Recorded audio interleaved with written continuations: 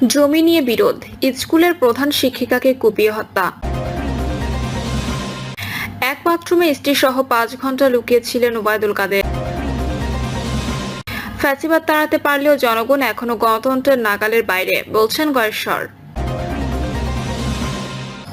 এবং সর্বশেষ জানাবো, পুতিনকে পাগল বলায় ট্রাম্পকে খোঁচা মেরে যা বলল ক্রেমলিন।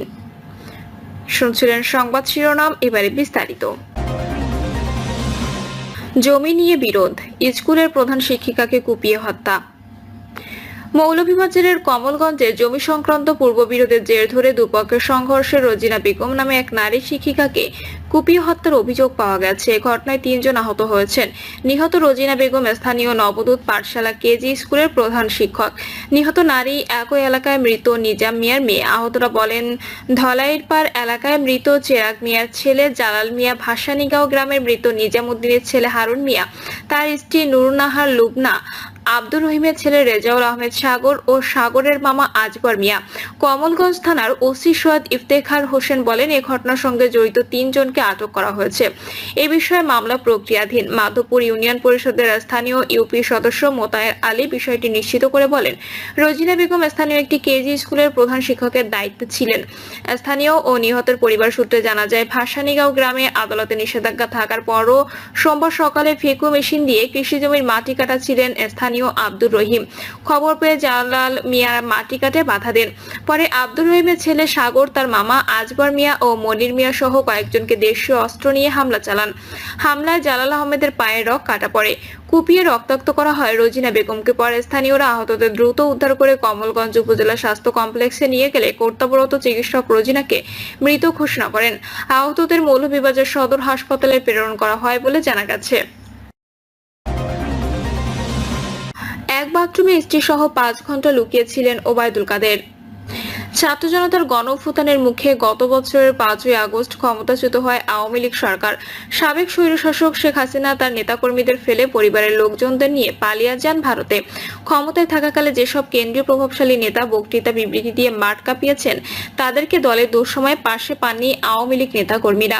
চরম দুঃসময়ে যেসব নেতা দলীয় কর্মীদের পাশে ছিলেন না, তাদের মধ্যে অন্যতম আওয়ামী লীগ সাধারণ সম্পাদক ও সাবেক সেতুমন্ত্রী ওবায়দুল কাদের।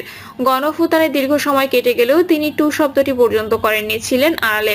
অথচ আগে প্রায় প্রতিদিনই বিরোধী দলকে নিয়ে উস্কানিমূলক বক্তব্য দিতেন তিনি। সম্প্রতি ওবায়দুল কাদের মিডিয়ার সঙ্গে কথা বলেছেন। ভারতীয় গণমাধ্যম দ্য ওয়ালের এক্সিকিউটিভ এডিটর অমল সরকারকে দেওয়া ওবায়দুল কাদেরের এক সাক্ষাৎকার সোশ্যাল মিডিয়ায় ভাইরাল হয়েছে, যেখানে তিনি জানিয়েছেন, জনতার ক্ষোভ থেকে বাঁচতে তিনি স্ত্রী সহ এক বাথরুমে 5 ঘন্টা লুকিয়েছিলেন।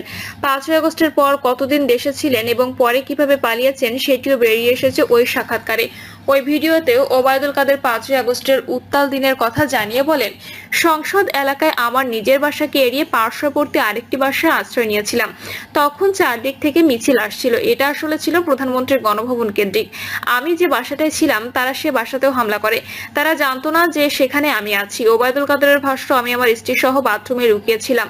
অনেকক্ষণ ছিলাম, প্রায় 5 ঘন্টা। তারপর একটা পর্যায়ে তারা বাথরুমের ভেতরে কমোড, বেসিন এগুলো লুটপাট করেছে। আমার স্ত্রী তখন বাথরুমের দরজার সামনে দাঁড়িয়েছিলেন। তিনি বারবার বলছিলেন যে আমি অসুস্থ, যাতে করে তাদের প্রবেশ ঠেকানো যায়, কিন্তু তারা জোরপূর্বক ভেতরে ঢোকার হুমকি দিতে থাকে।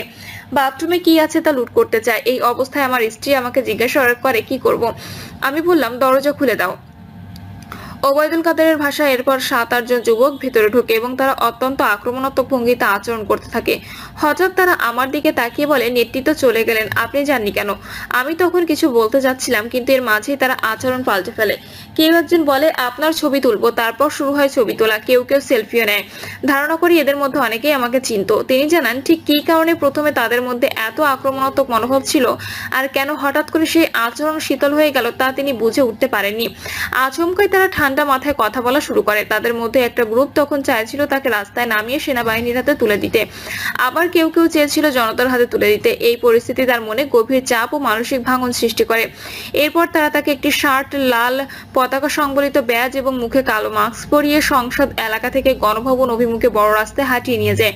হঠাৎ কোথা থেকে একটি খালি ট্যাক্সি বা ইজি বাইক এসে হাজির হয়। সেই মুহূর্তে রাস্তায় কোনো গাড়ি ছিল না। তিনি মনে করেন এটি হয়তো তার ভাগ্যের বিষয় ছিল। এক প্রশ্নের জবাবে স্বৈরাচার হাসিনার অন্যতম এই সহযোগী বলেন, তাদের মধ্যে 2 জন তাকে ও তার স্ত্রীকে সেই গাড়িতে তোলে এবং পথে যেতে যেতে চারপাশে চেকপোস্ট ও লোকজনকে উদ্দেশ্য করে বলে, চাচা চাচি অসুস্থ, হাসপাতালে নিচ্ছি, বিরক্ত করবেন না। এইভাবে তারা তাকে অনেক দূরের একটি জায়গায় নিয়ে যায়।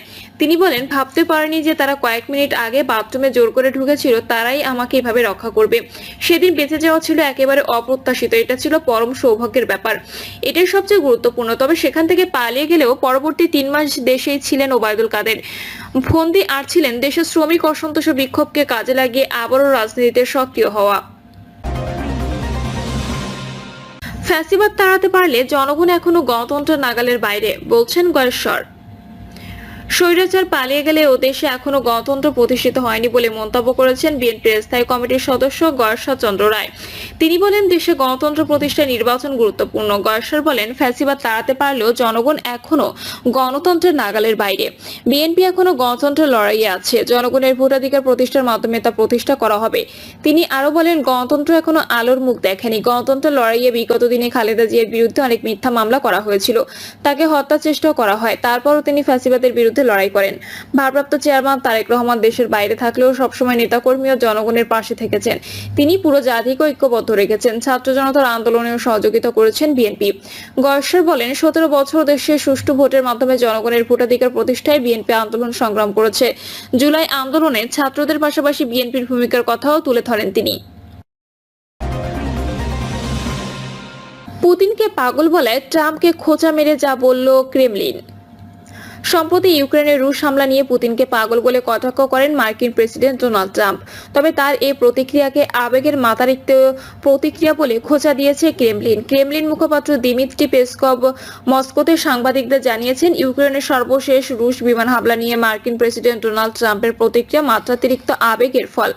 ট্রাম্প নিজের ট্রুথ সোশ্যাল হ্যান্ডেলে লেখেন, রুশ প্রেসিডেন্ট ভ্লাদিমির পুতিন পুরোপুরি পাগল হয়ে গেছেন, কারণ টানা তৃতীয় রাতেও রাশিয়া ইউক্রেনের বিমান হামলা চালিয়েছে। ট্রাম্প বলেন, আমি সবসময় বলে এসেছি, কেবল একটি অংশ নয়, তিনি পুরো ইউক্রেন চান। হয়তো সেটাই সত্যি প্রমাণিত হচ্ছে। তবে যদি তিনি তেমনটা করেন তাহলে তা রাশিয়ার পতনের ডেকে আনবে। এক পৃথক বক্তব্যে মার্কিন প্রেসিডেন্ট আরো বলেন, আমি যা দেখছি তাতে আমি মোটেও খুশি নই। আমি জানি না ওর কি হয়েছে, কি সর্বনাশটাই না করেছে, অনেক মানুষকেও হত্যা করেছে। এটা আমি একদম পছন্দ করছি না। এর আগে ইউক্রেনের বিমান বাহিনী জানিয়েছে, রাশিয়া রাতভর 355টি ড্রোন ও 9টি খ-101 ক্রুজ ক্ষেপণাস্ত্র দিয়ে হামলা চালায়, যার মধ্যে তারা 288টি ড্রোন গুলি করে ভূপাতিত করেছে।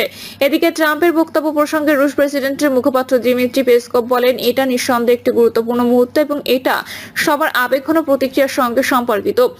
আবেগ মাত্রাতিরিক্ত হয়ে পড়েছে, সেটাও স্বাভাবিক। মস্কো সব প্রতিক্রিয়া নিবিড়ভাবে পর্যবেক্ষণ করেছে উল্লেখ করে তিনি জানান, প্রেসিডেন্ট পুতিন রাশিয়ার নিরাপত্তা নিশ্চিত করার জন্য প্রয়োজনীয় সিদ্ধান্ত নিচ্ছে।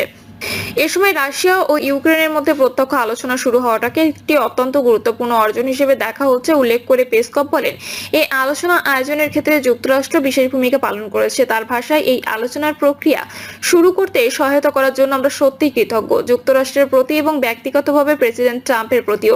তবে দ্বিতীয় দফায় আলোচনার সময় ও স্থান নিয়ে এখনো কোনো চূড়ান্ত সিদ্ধান্ত হয়নি বলেও জানান ক্রেমলিন মুখপাত্র।